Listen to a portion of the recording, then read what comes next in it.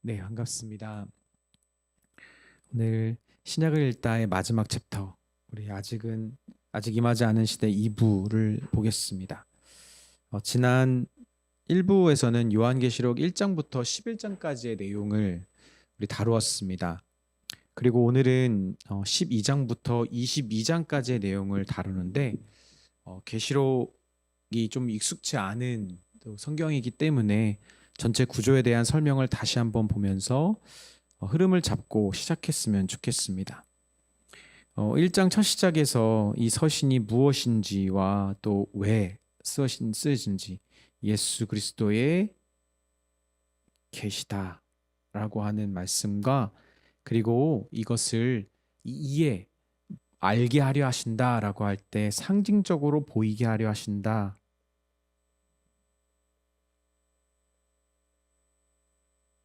알게 하려 하신다. 네, 두 목적을 분명하게 알려줍니다. 그리고 서론에서 먼저는 하늘로 올라가신 예수 그리스도가 어떤 분이신지, 그리고 그분이 일곱 교회를 향하여 어떤 메시지를 주시는지에 대한 내용을 서론을 담으면서 이 요한계시록 전체가 이 일곱 교회를 향한 것임을, 그리고 상징적인 어떤 교회가 아니라 실제로 존재하는 요한이 사역을 했었던 또 목양의 영향력 가운데 있었던 특정 교회들을 향하여 주는 또 메시지인 것을 우리에게 보여주었습니다. 그렇게 1장에서 3장까지의 서론이 끝나고 4장부터가 계시록의 본론입니다. 지난 시간 소개했던 세 종류의 심판 시리즈가 바로 계시록의 이 몸통이라고 할 수 있어요. 그래서 일곱 인 심판 시리즈, 일곱 나팔 심판 시리즈, 그리고 일곱 대접 심판 시리즈, 이 세 가지의 심판 시리즈가 계시록의 이제 본론 부분입니다. 지난 시간에 우리가 이제 첫 번째와 두 번째 심판 시리즈를 보았죠. 먼저 창조 하나님과 구속주 예수님이 이 심판의 주체자이심을 소개하면서 본론이 시작됩니다. 그리고 6장부터 시작되는 각 심판 시리즈는 예수 그리스도의 초림, 먼저 오셨을 때 의한 것으로, 그리고 이 심판의 일들이 단계적으로 일어나는 일들이 아니라 사실은 중첩되어서 동시적으로 일어나는 심판을 계속 더 부각되게 보여주는 모습입니다. 그래서 동시적이라고 보는 것이 옳습니다. 일곱 인 시리즈와 일곱 나팔 시리즈는 모두 일곱 심판 전에 죄송합니다. 여기 넣어놓지 않았네요. 일곱 심판 전에 그 여섯 심판이 끝난 다음에 삽입이라는 내용이 들어가서 어떤 내용이 들어가냐면 믿는 자들을 향하여, 그래서 하나님의 백성 14만 4천에 대한 내용이 이 7장에 들어가잖아요. 그래서 하나님의 14만 4천에 대한 하나님의 백성 숫자에 대한 내용과 그리고 두 증인 이 10장 9장 두 번째 일곱 나팔 시리즈의 삽입에서는 두 증인에 대한 교회에 대한 내용을 넣으면서 하나님의 심판의 일들, 이 사역 가운데 이 믿는 자들의 사역, 믿는 자들의 복음 전파, 믿는 자들의 믿음을 지키고 인내하는 삶이 얼마나 중요한 것인지를 보여줍니다. 그래서 세상에 대한 하나님의 심판이 일어나는 가운데서도 하나님의 백성들의 사역이 함께 이루어지고 있다는 것을 우리에게 보여주었습니다. 그런데 마지막 마지막 일곱 대접 심판 시리즈는 이 시작하기 전에 미리 이 삽입의 내용이 담겨져 있습니다. 그래서 12장부터 14장까지가 바로 교회 공동체와 악의 세력과의 이 적대적 대립 관계를 보여주고 있는데, 여전히 이 내용에 있어서 이 삽입의 내용도 역시 교회 공동체가 대한 내용을 담고 있는 것이죠. 가지고 있는 영적 전쟁에 대한 이야기입니다. 먼저 12장은 이 여자와 용의 갈등이 이제 소개됩니다.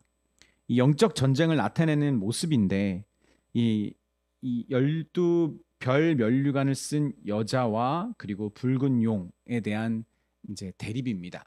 이 여자는 해산하려고 하죠. 아들을 낳으려고 하는데 그 아들을 용이 삼키려고 합니다. 이 12별 연류관을 쓴 여자는 아마도 구약의 이스라엘을 나타낼 것입니다. 이 이스라엘이 이 용을 피해 구약 하나님께서 예비하신 광야로 가게 됩니다. 그리고 그 광야에서 용에 의해 하늘에서 천사들과의 전쟁에서 패한 용에 의해 핍박과 박해를 당합니다. 그러나 견디죠. 그리고 결국은 이 용을 무너뜨리는 것처럼 보입니다. 그런데 그 용이 13장에 이 두 짐승에게 권세를 주면서 더 명백하게 드러난 이 여자에 의해서 태어난 이 그리스도와 그리고 그리스도의 공동체 교회를 이제 핍박하는 또 미혹하는 장면이 나타나죠. 그래서 교회 공동체와 그리고 짐승의 갈등을 이제 보여줍니다. 그리고 14장에서는 지상에서 전투하는 이 14만 4천의 이 백성들, 교회라고 이야기할 수 있죠. 그리고 셀 수 없는 큰 무리를 말하는 이 하늘에 존재하는 교회, 이 승리하는 교회와의 이제 교회의 모습을 보여주면서 종말론적 구속과 심판을 나타내는 장면입니다. 결국은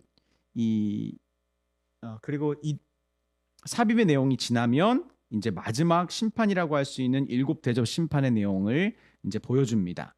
이 최종적인 심판이라고 할 수 있는 7 대접 심판, 7 천사들이 7개의 대접을 쏟으면서 시작되는 이 심판 시리즈는 크고 놀라운 표적이라고 말하거든요.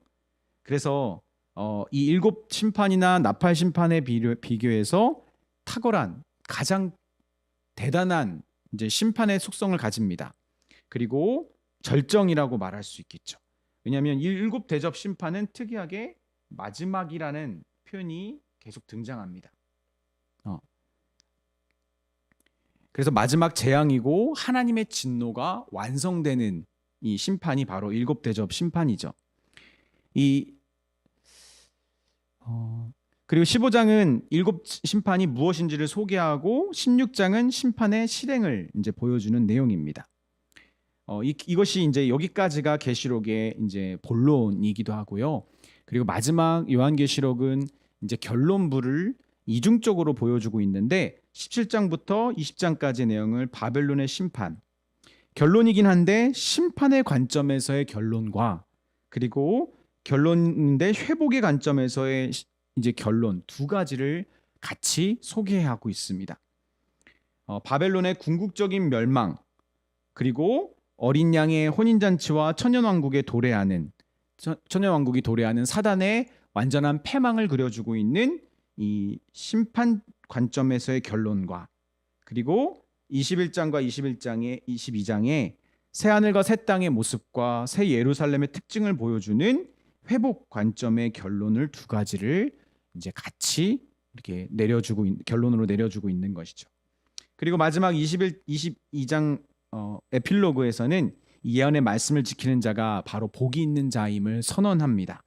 그리고 예언의 말씀대로 심판과 구원을 완성하실 예수가 교회를 향하여 곧 오실 것을 약속하시면서 끝나는 것이 이 요한계시록입니다. 그래서 우리가 이 내용을 쭉 한번 이렇게 크게 훑어봤는데 이제 우리의 본론 7 대접 심판 시리즈이죠. 본론의 이제 세 번째 파트를 보려고 합니다. 12장은 이 영적 전투에 대해서 이제 그려주고 있는데 12장부터 16장의 내용 전체에서 먼저 12장과 15장까지의 내용입니다. 12장의 첫 시작은 12별의 관을 쓴 여자에 대한 소개입니다. 그녀는 머리 7개의 이 큰 붉은 용을 피합니다. 그리고 아이를 결국은 낳고요, 해산하고 하나님이 예비하신 광야로 피신하고요. 큰 용은 하늘의 전쟁에서 패배해서 땅으로 쫓겨나게 됩니다.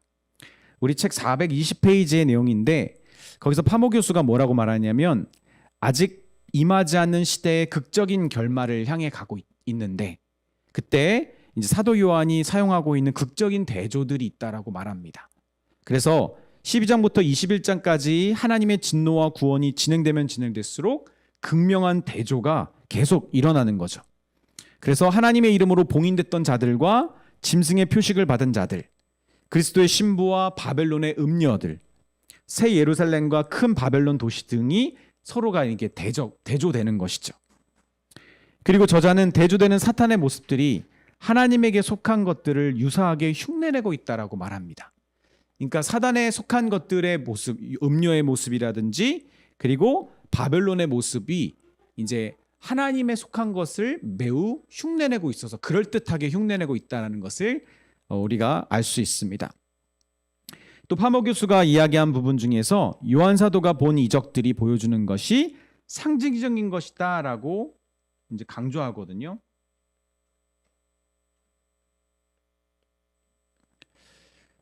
이게 이제 420쪽 위에서 7번째 줄입니다.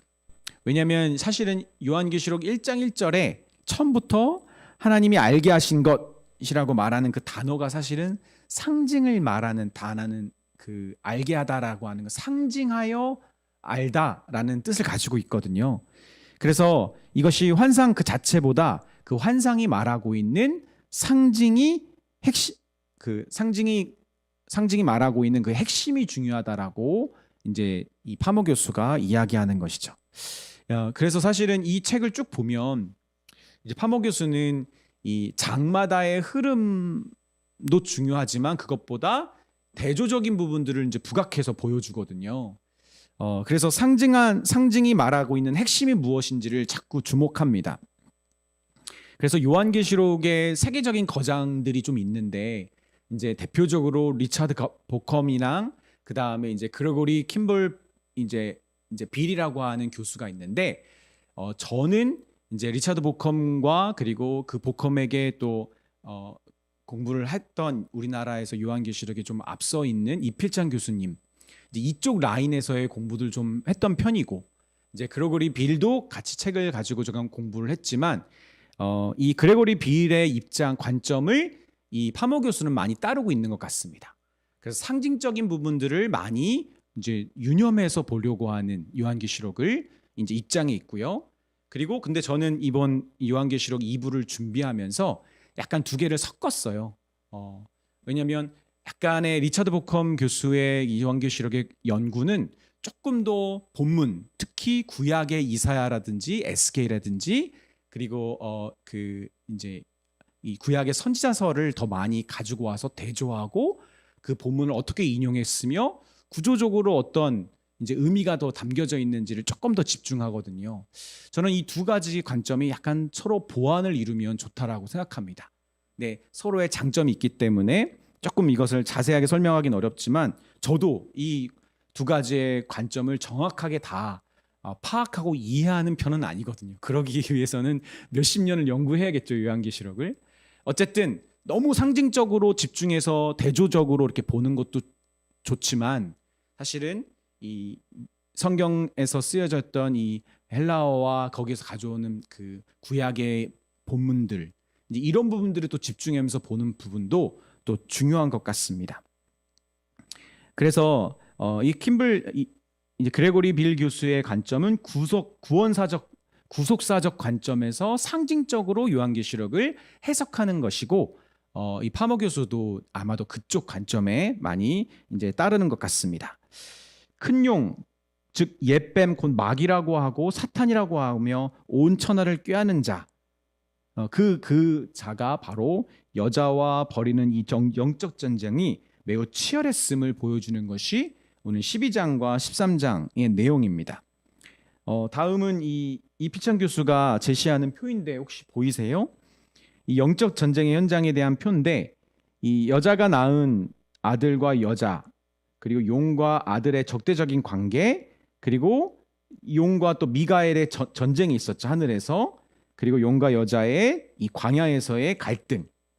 근데 이것이 이제 이사야서의 본문을 이제 가져와서 너무 이사야서 본문과 유사하고 이것이 의미하는 바를 의도하고 있다라고 이제 교수가 제시합니다.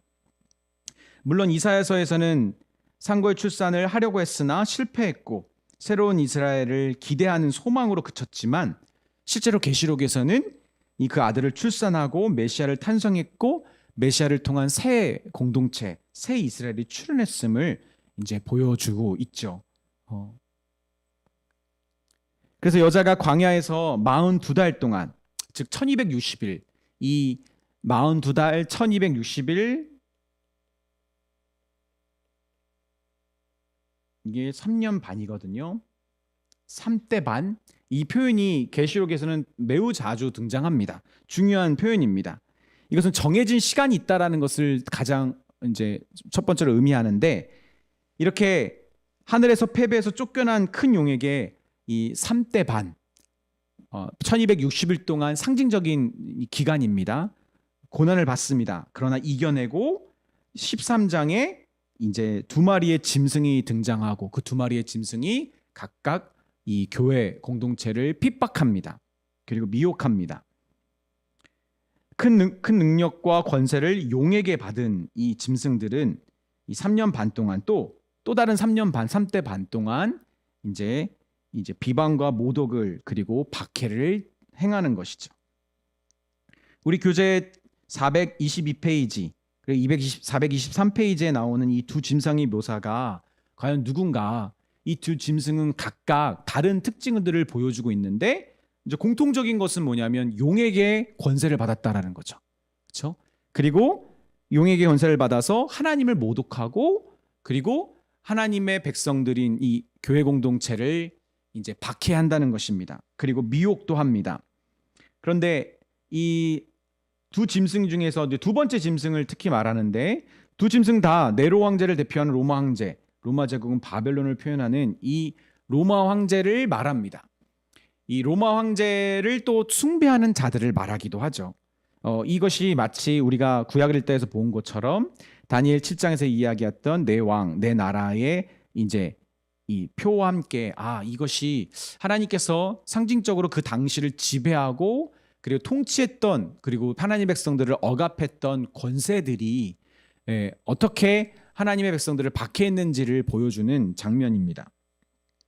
특히 두 번째 짐승의 그 표를 입었던 이마에 그 오른팔과 이마에 그 두 짐승의 표를 입었던 사람들의 그 짐승의 표의 수가 666이라는 이제 숫자가 있었잖아요.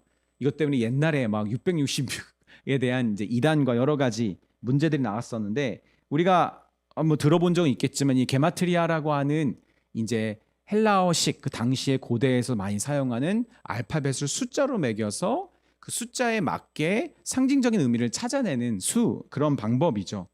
이것은 많은 사람들이 흔히 알고 있었던 방식입니다. 특히 그래서 666을 많은 학자들은 이제 네로 케사르라고 하는 헬라의 이름을 음역한 것으로 보고 있습니다. 그래서 상징적으로 그 666이라는 숫자가 이 네로를 상징하는 것으로 보는 거죠.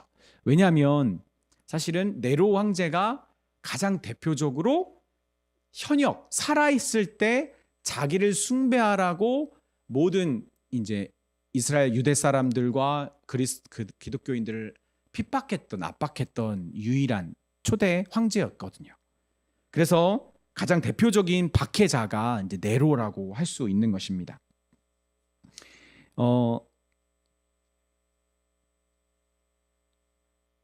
네. 근데 이 424쪽의 내용이 거기에 담겨져 있는데요.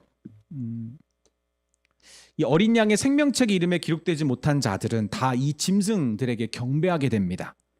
큰 이적을 행하면서 땅에 있는 자들을 미혹하는 이 짐승들. 그 짐승들은 이제 권세를 받아서, 용에게 권세를 받아서 우상에게 생기를 주기도 하고, 우상은 또 이 사람들을 미혹합니다.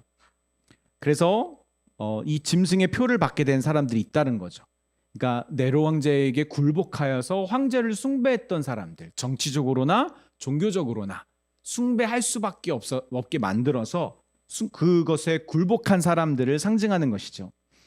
특히 이 게마트리아에서 또 이야기하는 것이 뭐냐면, 요한복음 21장 11절에 제자들이 넘치도록 잡았던 물고기의 숫자가 153마리였잖아요. 그렇죠? 이 153마리의 숫자가 비둘기를 뜻하는 단어와 그리고 알파 오메가를 뜻하는 이 게마트리아 숫자와 또 일치합니다.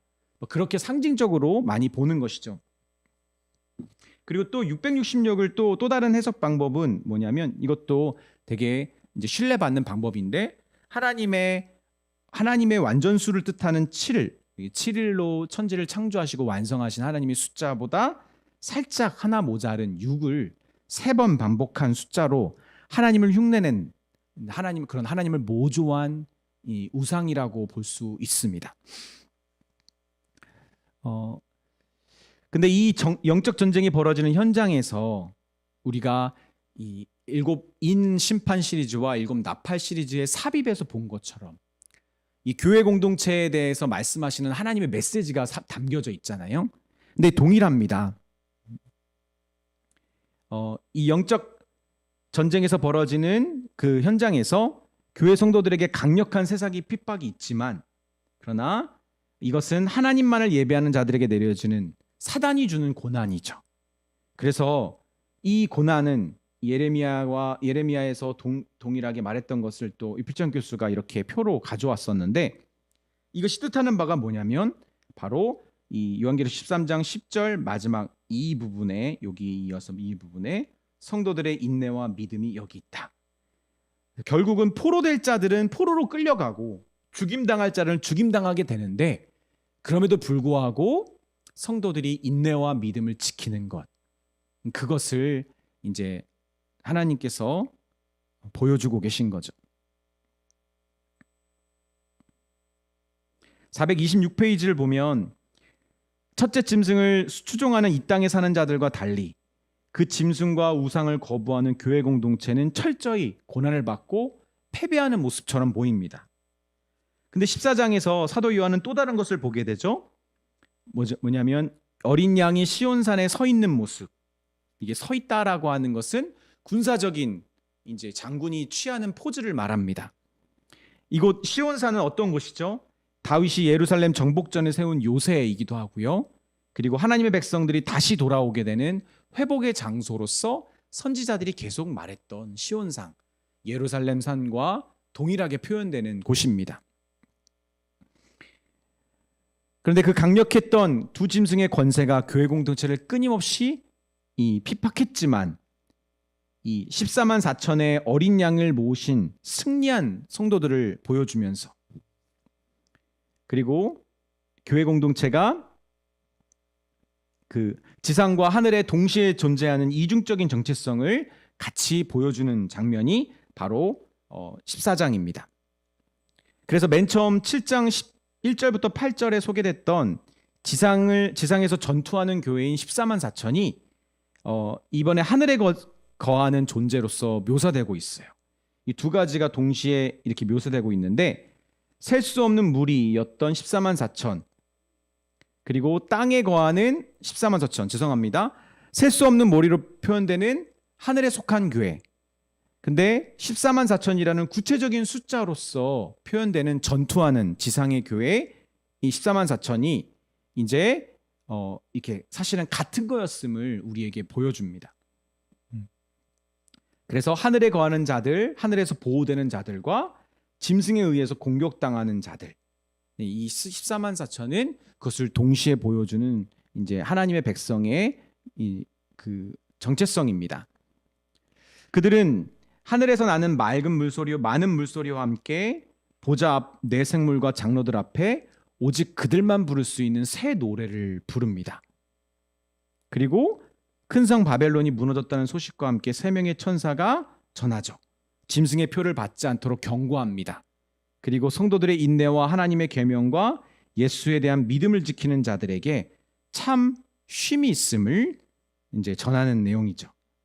14장 이 9절에서 13절의 내용이 바로 그 내용인데요. 이제 천사가 성도들의 인내가 여기 있나니, 또 반복되죠.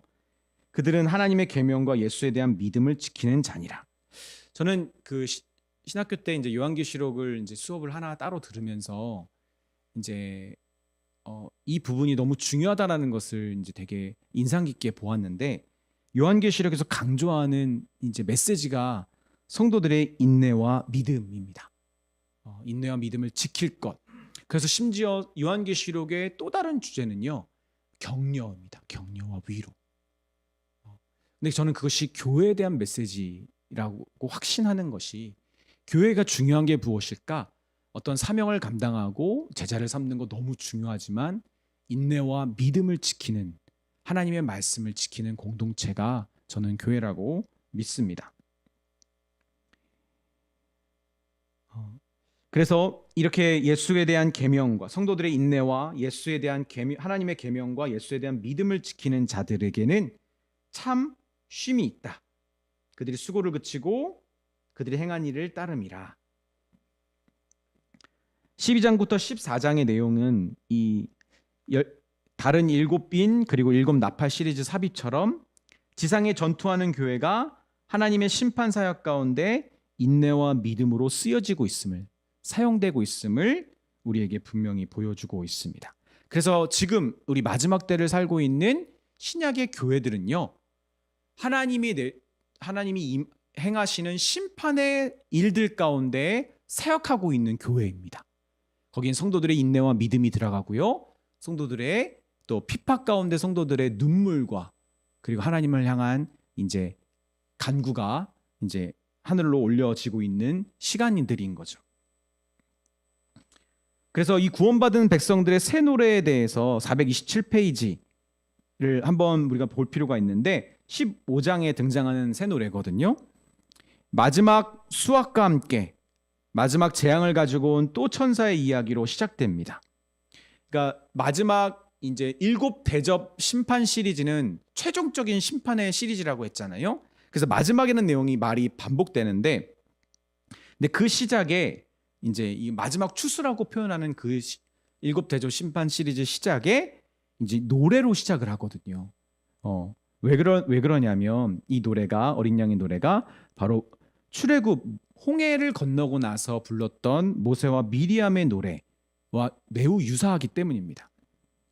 그래서 이 노래를 보면 결국은 이 하나님에 대한 애굽을 이기시고 심판하시며 승리하신 여호와를 찬양하는 내용이고요. 그리고 이 어린 양의 노래는 하늘을 이긴 자들이 하나님의 승리이고 짐승을 심판하신 하나님을 찬양하는 수. 그러니까 하나님의 심판이 이미 이제 승리했다, 이루어졌다라는 것을 이제 노래하는 장면이죠. 그래서 이 심판은 사실은 이것이 우리가 좀 이해하기가 어려운 건데, 왜냐하면 7인과 7 나팔과 7 대접이라는 이 심판 시리즈가 요한계시록의 몸통인데, 이것이 사실은 같은 심판이에요. 근데 같은 심판인데 약간은 다른 관점에서 좀 더 부각되면서 그리고 확대되면서 하나님의 심판이 명확하게 반드시 일어나고 있고 일어났음을 보여주고, 그것이 하나님의 승리를 보여주고 있음을, 또 하나님의 백성들을 지키고 있고 하나님의 백성들을 사용하고 계심을 보여주는, 강조, 부각시켜주고 있는 효과를 나타냅니다. 이런 내용들이 우리가 좀 이런 묵시문학이 익숙하지 않으면 우리에게는 좀 어려운 것이죠. 그래서 이 나팔 시리즈, 그 대접 시리즈가 이제 본격적으로 시작되는데, 이 마지막 재앙은 이미 이루어진 일입니다. 그 결과 하나님의 백성들의 찬양이 있는 겁니다. 이미 끝났기 때문에. 그렇죠? 그래서 좀 전에 지상에 전투하는 교회가 하늘에서 새 노래를 부른 것, 좀 전에 새 노래를 불렀다는 내용도 있었잖아요. 그것과 중첩되는 내용이 15장 대접 시리즈 시작할 때 나타납니다. 그리고 16장에서 본격적으로 7 천사들의 7 대접 심판 시리즈가 시작되거든요. 이 4개의 첫 대접은 땅과 바다와 강, 그리고 물샘 하늘에 행해집니다. 그런데 7인과 7 나팔도 다 이런 자연에 대한 심판이 막 일어나는 것들은 동일하거든요. 특징이 뭐냐면, 지난 시간에도 말씀드렸는데, 이 7 대접 심판 시리즈는 다 짐승에 대한 이야기가 나옵니다. 자연에 대한 심판이 짐승에게 고통으로 전해지는, 짐승에 대한 심판으로 귀결되는 그런 시리즈입니다. 그리고 마지막 3개의 대접 심판은 짐승의 보좌를 포함한 악의 세력에 대한 심판을 나타냅니다. 그러니까 이 7 대접 심판 시리즈는 우리가 처음에 본 것처럼 이 인 시리즈는 이제 세상을 향하여, 그리고 나팔 시리즈는 사람을 향하여, 그리고 대접 시리즈는 그 악의 세력, 사단을 향하여 이렇게 초점을 맞추고 있다고 했잖아요. 이 짐승의 세력에 마지막 심판을 가하는 것이죠.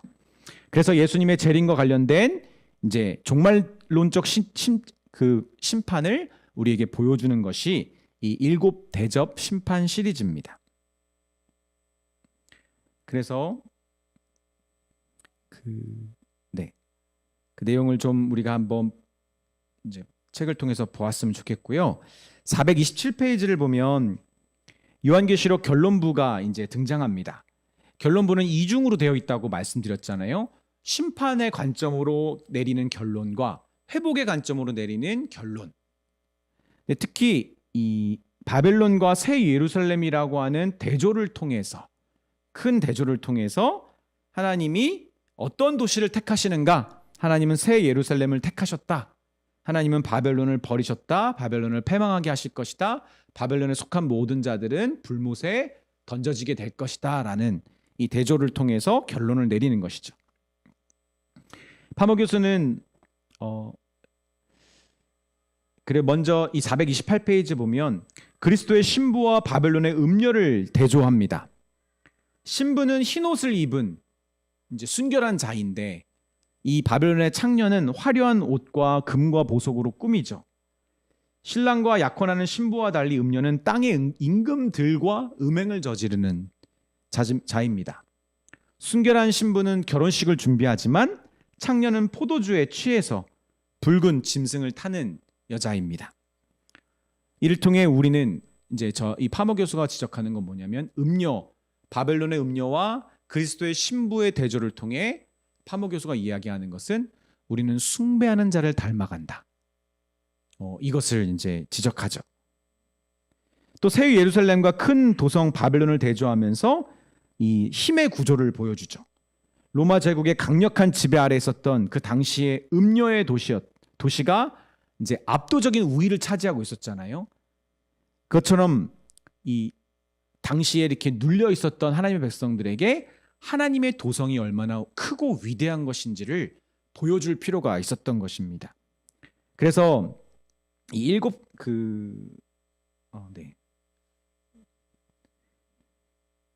그래서 7개의 언덕, 로마의 동시를 상징하는 바벨론과 로마는 사실은 되게 연관되어 있거든요. 느부갓네살의 바벨론은 예루살렘 성전, 솔로몬의 성전을 파괴했고요. 그리고 로마는 티투스 장군을 필두로 이제 그 주 70년에 성전 헤롯 성전을 완전히 파괴했잖아요. 그런데 이제 429페이지를 보면 새 예루살렘은 하나님이 직접 세우신 영광스러운 도성입니다. 그리고 동산 즉 에덴 낙원에서 시작되고 있는 이 새 예루살렘 새 도성은 아름답고 안전하고 인간 공동체가 융성한 곳이죠. 근데 바벨론은 우상 숭배와 폭군의 본거지입니다. 포악하고 어둡고 거주하는 모든 자들을 억압하는 곳입니다. 그래서 사용하는 예배가 아니라 지배, 탈취, 더럽고 거짓, 취하는 것, 가증과 불결과 기만, 사륙의 피. 그렇죠?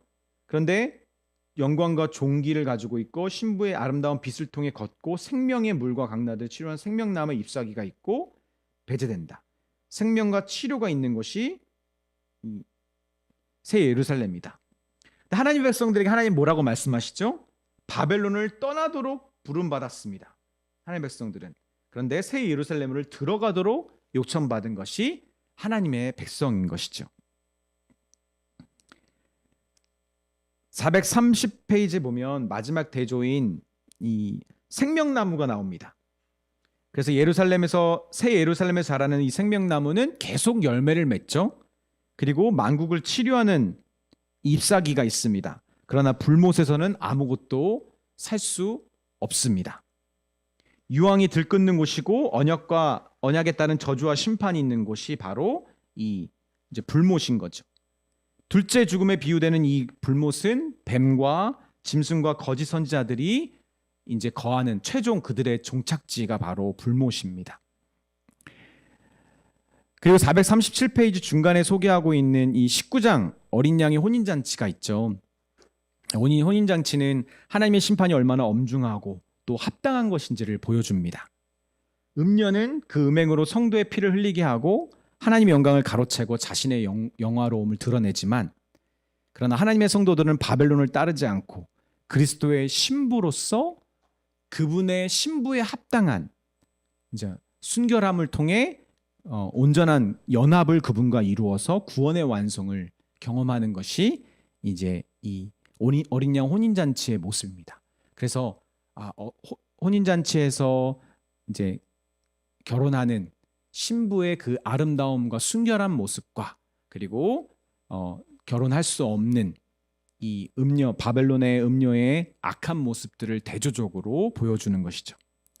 438페이지 중간에 보면 드디어 구원자이자 심판의 주이신 예수 그리스도가 이제 짐승과 거짓 선지자 군대와 벌이는 마지막 전투를 소개합니다. 그리고 이것은 19장 후반부의 내용이죠. 그분은 이제 충신과 진실의 이름을 가지고 있고 하나님의 말씀이라는 이름도 갖고 있습니다. 그리스도를 말하는 거죠. 예수를 말하는 거죠. 하늘의 군대들이 그분을 따르고 이 마지막 전투로 짐승과 거짓 선지자들이 사로잡히고 그리고 산채로 불못에 던져진다라고 말합니다.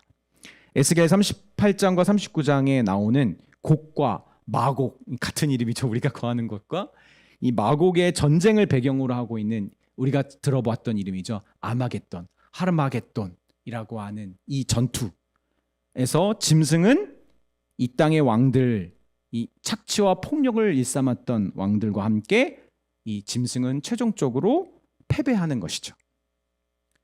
근데 이 저자였던 파머 교수는 이 장면들을 단 3구절만 사도 요한이 언급하고 있으며 이 전투에는 긴장감이 전혀 없다라고 지적합니다. 그만큼 이 전투는 명백하게 이미 결과가 이제 결정된 이제 하나님의 승리가 보장된 전쟁이었다는 것을 보여줍니다. 그리고 20장은 용이 심판으로 말미암아 멸망에 이르는 사건을 소개하죠. 1000년 동안 무적행에 결박되는 용과 달리 교회 공동체는 1000년 동안 이 통치하는 내용이 나옵니다. 이 기간, 이 1000년의 기간에 대해서 여러 가지 해석의 내용들이 있어요. 근데 그것을 지금 소개할 수는 없고 이제 전천년주의, 무천년주의, 그리고 이런 천년주의라는 해석들이 다양하게 있는데 저자는 자신이 어떤 입장에 취하는지를 정확하게 이야기하지는 않아요. 그런데 그것이 중요한 것이 아니라 아마도 이 그리스도의 초림에서 재림까지의 일, 이것이 이 시대를, 이 시간을 보여주고 있다. 그러니까 여기서 초점을 맞추는 것은 1000년이라는 특정한 시간이 있다라는 것이 아니라 하나님의 공동체인 교회, 예수 그리스도의 초림으로 말미암아 십자가의 사건으로 말미암아 이미 전쟁에서 승리하고 남은 전투에서도 승리할 수밖에 없는 그렇게 하나님의 보호가 확정된 그 하나님의 공동체가 이 땅에서 그리스도의 권세로 통치하게 되는 그때가 있다라는 것. 저자는 여기서 이것이 바로 지금의 때라고 말하거든요. 그리고 동시에 이때가 바로 이 짐승이 사단이 이제 힘을 발휘할 수 없는 때이라고도 합니다. 그리고 이때가 지나면 이제 1000년의 때가 지나면 용이 이 아비소스에서 나와서 교회 공동체와 최종적인 전쟁에서 또 패해서 결론적으로 불의 호수에 불못에 빠지게 되는 그런 모습을 이제 상징적으로 보여줍니다. 그러니까 결국은 이것이 의미하는 바는 뭐냐면 이제 물론 이 1000년의 시간들을 자세히 보면 교회 공동체가 이제 힘을 발휘하지 못하는 모습도 보여지기도 하거든요. 근데 이것이 상징적으로 의미하는 것은 하나님께서 예수 그리스도의 초림으로 말미암아 이미 교회에게 승리를 보장해 주셨다라는 것, 그리고 권세를 주셨다는 것. 하늘과 땅의 권세를 아버지께서 나에게 주셨으니 너희는 가서 제자를 삼아 아버지와 아들과 성령의 이름으로 제자를 삼고 내가 너희들에게 분부한 모든 것을 가르쳐 지키게 하라 라고 하셨던 예수님의 그 말씀이 실제로 일어났음을 이제 보여주는 장면인 것 같습니다. 그리고 마지막 21장에서 22장의 5절까지 이제 마지막 에필로그를 남겨놓고 그 마지막 이 계시록의 또 다른 결론이 있는데 그건 뭐냐면 이제 심판의 관점에서의 결론이 아니라 회복의 관점에서의 요한계시록 결론입니다. 이것은 새 창조와 그것의 주인으로서의 새 예루살렘 교회 공동체의 영광스러운 모습입니다. 그래서 새 창조를 중심으로 새 예루살렘을 언급하고 있는 이 이제 초반부 21장의 내용과 그리고 새 예루살렘을 중심으로 새 에덴에 대해서 집중적으로 소개하고 있는 이제 21장 후반부부터 22장. 그러니까 이제 보여주고 있는 게 뭐냐면 새 창조. 이제 첫 시작에 이렇잖아요. 분명히 새 하늘과 새 땅인데 이전과는 다른 것. 그렇죠? 그렇죠? 새로운 것의 갱신을 의미한 겁니다. 하나님의 창조가 이제 분명히 맞는데 새로운 창조, 갱신된 창조를 의미합니다.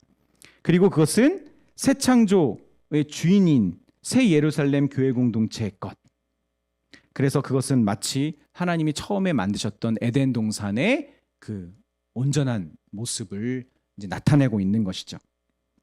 그래서 음녀 바벨론과 달리 새로운 도시 새 예루살렘은 하나님으로부터 하늘에서 내려온 단장한 신부의 모습과 같았더라라고 하잖아요.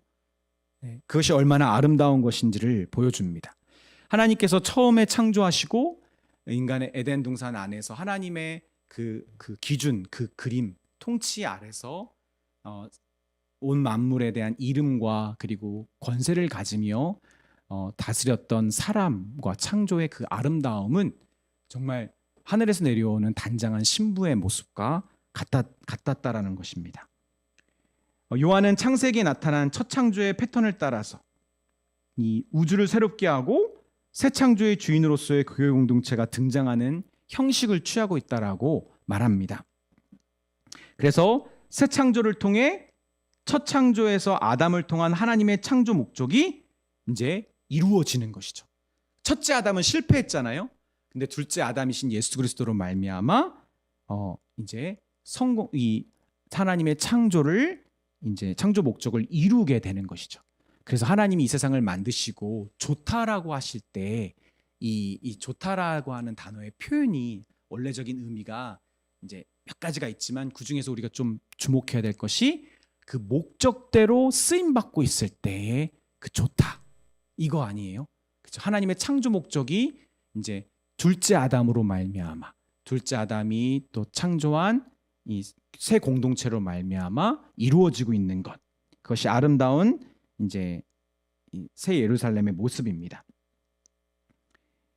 그렇게 이렇게 새롭게 창조된 축복된 환경을 누리는 존재는 바로 그리스도의 신부 새 예루살렘이 상징하는 교회의 공동체입니다.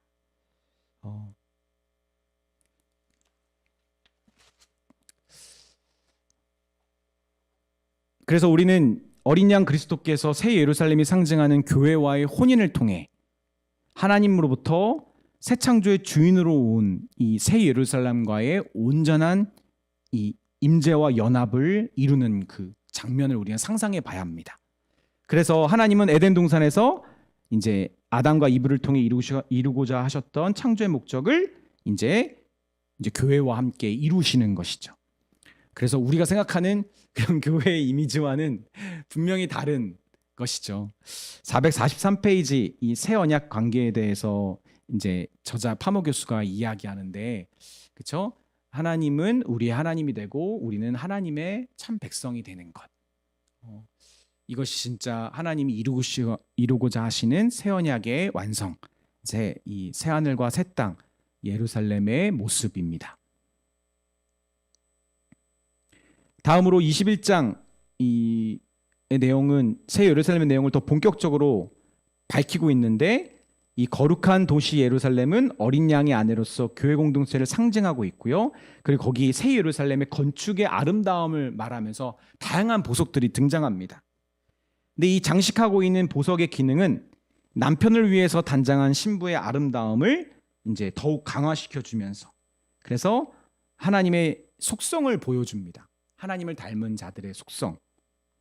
그래서 이 세상에 어떤 인간적인 보여주는 그런 아름다운 보석이 중요한 것이 아니라 새 예루살렘에서 완성된 의미로서 가지고 있는 진짜 원래 창조 안에서 가지고 있었던 아름다운 모습들을 보여주고 있습니다. 우리 책 444페이지를 보면 이 그런 모습들이 이제 등장하는데, 그래서 이 에덴의 주제, 새 에덴 동산의 주제는 새 예루살렘 교회 공동체가 종말론적 완성을 이루는 에덴의 삶의 회복을 완성하고 누리게 될 것을 약속해 준다라고 말합니다. 근데 이것이 지금 우리에게는 이렇게 막 와닿지도 않고, 뭐 교회가 어떤 사람들은 건물로도 보이고 그냥 와서 어떤 일을 하는 어떤 특정 공동체로 보이기도 하는데, 교회 공동체가 하나의 인격으로서, 한 마음과 한 뜻으로 모여 있는 한 인격으로서, 또 그리스도 하나님 앞에 순결한 마음을 지닌 순결한 공동체로서 우리가 상상을 한다면, 근데 그 순결한 공동체가 이 믿는다라는 이유로 핍박과 고난과 세상적인 유혹 가운데에서 견디고 있다라는 것을 우리가 상징해 본다면, 그 끝까지 순결함을 지키고 있는 그 아름다운 신부를 향해 하나님이 주시고자 하시는 그 아름다운 이 회복의 약속이 우리에게 얼마나 중요한 것인지를 생각해 보게 됩니다. 그래서 이 내용들을 이제 22장 5절까지 내용을 쭉 보면, 하나님의 구속 역사가 완성을 이루는 그 절정의 상태를 보여주면서 하나님이 창조하시고 그 창조의 회복을 완성하시는 이제 처음이자 나중, 알파와 오메가이신 것을 이제 창세기부터 요한계시록까지 이제 처음과 나중을 끝까지 이렇게 동일하게 보여주시는 장면을 우리가 볼 수 있습니다. 그리고 마지막 22장 이제 6절부터 에필로그에서 사도 요한은 지금까지 하나님의 말씀들이 신실하고 참되다는 사실을 입증해 주죠.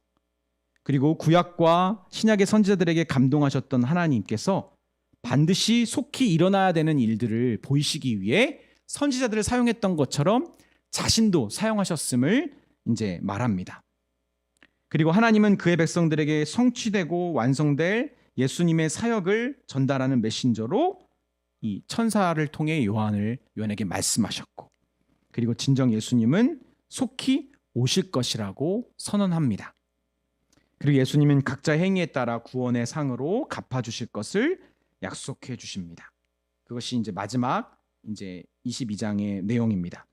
그리고 성령이 곧 신부, 곧 교회 공동체를 통해 세상을 향해 그리스도의 신부된 교회 공동체에 속하도록, 세상, 혹시 교회가 세상에서 걸쳐 있는 자들이 혹시라도 있다면 이 교회의 공동체, 그리스도의 신부 안에 속하도록 초청합니다.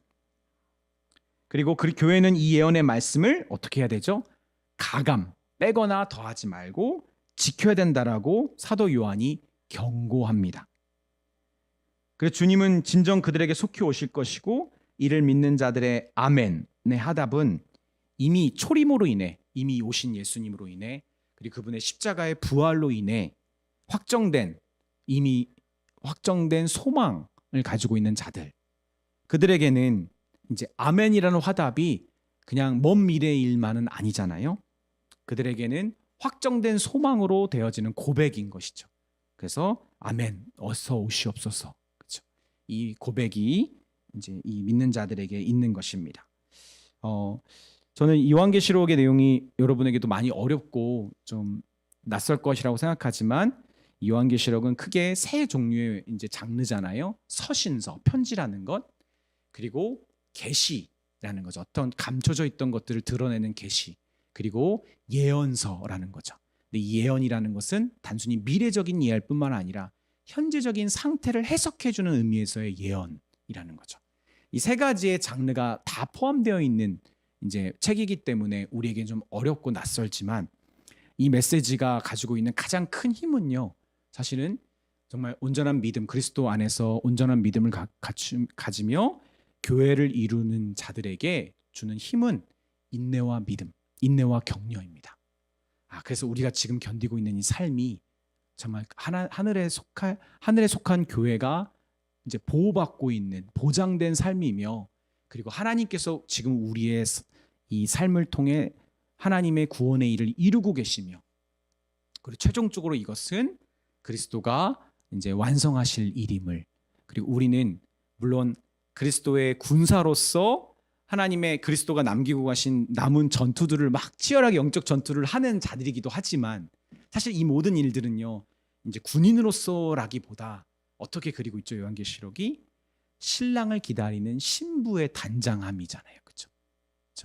그래서 우리 마음 안에 이런 이 땅의 삶 가운데 가장 중요한 것은 이제 그리스도 예수를 향한 사랑이죠.